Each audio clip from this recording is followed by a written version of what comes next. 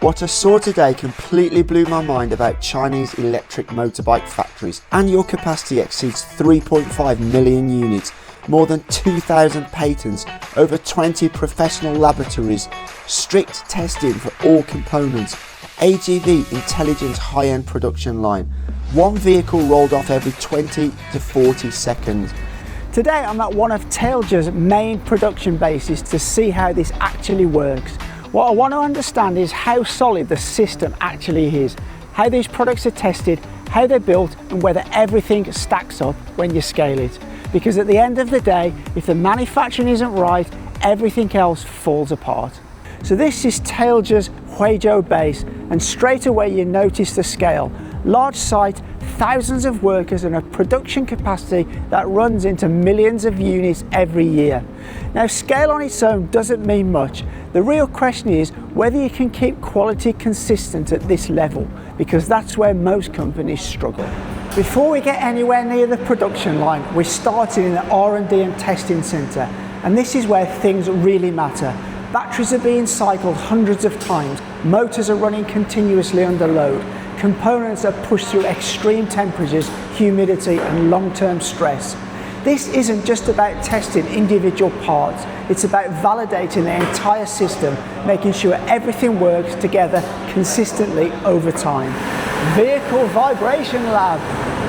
I had no idea this kind of thing existed, but they run it for 300,000 of these repetitive vibrations to test that things don't start falling apart or to find weaknesses. This is the motor. Now the motor is probably one of the most important parts of an electric motorbike. This is the endurance and durability test, and they actually run this motor for 4,000 hours continuously to test it and monitor all the the temperature and if things are wearing and stuff like that.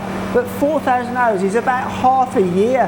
That's like 160 something days. That's kind of crazy, but that just shows you how serious they are about testing the products here at TailG. So this is another temperature and humidity chamber, and right now there's a motor in there.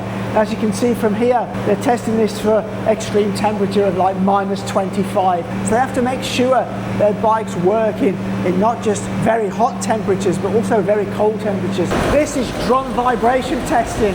And clock this, they test this for 1 million cycles. 1 million, that's just insane. I've got to say, I'm absolutely super impressed with the amount of testing they do on stuff. I had no idea the testing would be so comprehensive. It's amazing, really. Now we move on to the production floor, and this is where everything comes together.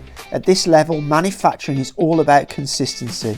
It's not enough to build a good product once. You need to build it the same way over and over again. And the speed here is noticeable straight away. You're looking at a finished unit every 20 to 40 seconds depending on the model. It's fast, but it doesn't feel chaotic. Everything is controlled. Every step is monitored, every component is tracked, and each vehicle is logged within the system. So if there's ever an issue, they can trace it right back to where it happened. That level of traceability is really impressive. Once the vehicles come off the production line, they enter a stage of rigorous testing before being sent to the warehouse for storage and dispatch. The warehouse at TailG's Huizhou base is a fully automated system designed to handle large-scale production efficiency. Vehicles are tracked, stored and dispatched through an integrated digital system, reducing errors and speeding up the entire process. It's not just storage, it's a key part of how the factory maintains consistency and deliveries at scale. After Huizhou, we've come to Dongguan, and this is where things start to look different. This is TailG's high-end digital factory, and instead of fixed production lines, they're using AGVs, autonomous guided vehicles, to move products through the system, which makes the whole process much more flexible. So it starts here with the chassis, and there's a motor and a couple of other sub-assemblies on there, but not much. And then as we move down the production line, we can see that things are being added. So this guy's obviously fixing something. And then as we continue, you see now the chain is on here. It's starting to look a little bit more, although it hasn't got that much on yet. This guy is putting some of the steering mechanism on. Looks like the shock absorbers are going to go on here. Once it gets to here, you can see the handlebars are now attached, and the shock absorbers and the forks. These look like pretty high-end bikes. It'll be interesting to see what they're like when we get to the end. So here you've got a wheel sub-assembly, which this guy's fixing. He's fixing on the back wheel. The guy was putting the brake assembly, so he's fixing the back wheel on, putting the chain on. This guy's installing the front wheel. This woman's installing some of the electrical harness. It's really starting to look like a bike now. We get to here, it's getting some of the panels on, and she's doing some more of the wiring harness there. Come down to here, it's fixing more of the panels on here. Look, we've got the logo here of the bike.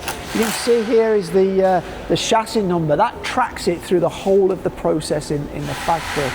And finally we get to the end, and this is the finished bike. And these are actually for the American market, and I love these kind of bikes. These are really powerful. They're like sort of off-road bikes, and I'd love to have a go on one of these, because these are really powerful and such a nice bike. You know, they're really, really nice. It's very, very smart indeed. I would actually like one of those myself. So the final part, the guy's putting the scrape plate on at the bottom, so if you go over some rough rock and that, you don't actually damage the motor or the bike. You can actually replace this scratch plate, because these bikes will be very, very strong. They put through a lot of punishment when they're ridden. What really ties all of this together is the data system behind it. Production, materials and inventory are all connected, feeding into one central system. So instead of relying on manual planning, the system already knows what needs to be built, what materials are required, how to schedule production efficiently. It removes a lot of the guesswork you normally see in traditional manufacturing. But manufacturing is only half the story, because a brand doesn't just exist in a factory, it exists here with the customer. And this is what I wanted to see.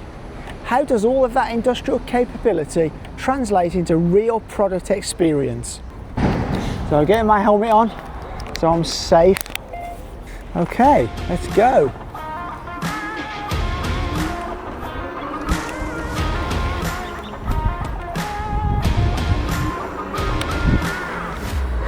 That's pretty cool.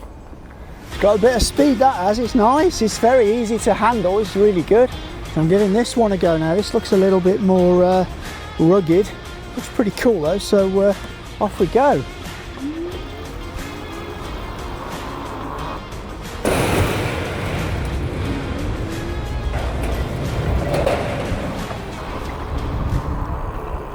Yeah, so just have to go on this one. That was pretty cool. It has, if you pedal, it's electrically assisted. You can change the level that it helps you here, or you can go kind of fully automatic with this lever here.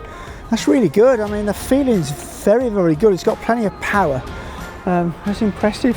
So this is a much more powerful one. This is a big boy and has a top speed of 90 kilometers an hour and a range of about 150 kilometers an hour. So I need to be a bit more careful on this one, because this one's fast. Anyway, let's go. Whoa.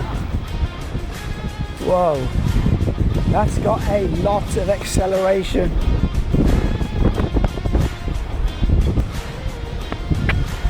I feel very confident on that. It's a really smooth ride. The acceleration's really smooth. It feels really substantial. It's very, very nice. So this is my final test drive, and I've got to say, for me, I love this style. It's very retro. And actually, I've just noticed the pink of the bike matches my top. Finishing's lovely, man. It's really, really nice. So bye.